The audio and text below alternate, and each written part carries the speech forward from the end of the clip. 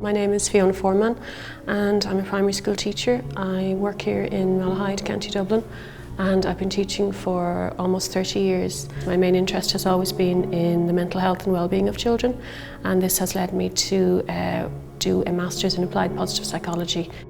I believe that children's mental health and well-being underpins all other aspects of their development, and if we can put that at the heart of school life, it can really help them to thrive and to develop in many other ways. Research has shown that positive mental health in children is linked to a wide range of successful outcomes, including academic results, positive relationships, positive emotional developments. So putting it at the heart of school life really can help them to reach their potential in so many different ways. Of course, well-being is a multi-dimensional concept, and there's a lot of factors that influence well-being which are outside the domain of the school, but it makes sense to look at what the school can do, to look at research and see what can schools do to support student well-being. We can think of that on two levels. We can think of what the whole school can do towards nurturing a very positive school environment, nurturing things like a sense of belonging, sense of connectedness, and then we can also look at what we can give the children in terms of skills and strategies to help them look at the evidence-based skills and strategies which are linked to enhancing well-being. That's known as a preventative and universal approach. It's been shown to be very effective, particularly when it's done early, when it's done in terms of early intervention. And the ideas that in this course are particularly suited to children between 2nd and 6th class, so that's between the ages of 8 and 12.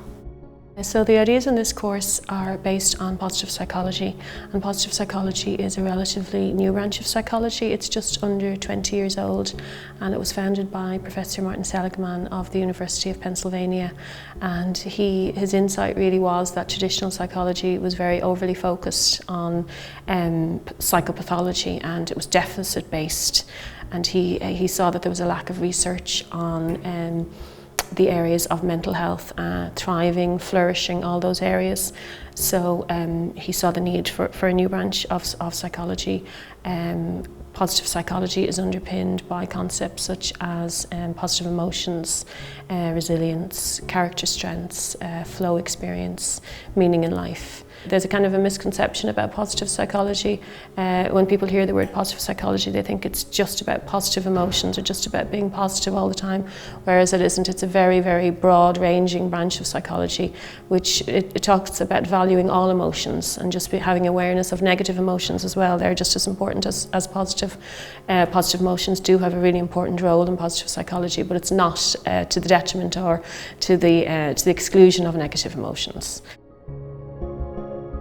There's a lot of research now in all those areas, and a lot of that research does lend itself to application in the classroom. So I suppose that's what I've been trying to do over the last couple of years since I've been studying the Masters, is to look at those ideas, start introducing them into the classroom. The children are very responsive to them, very enthusiastic. They really seem to enjoy them and like them. What we're hoping is this course will bring very practical suggestions and ideas from positive psychology, how positive psychology can support well-being in schools.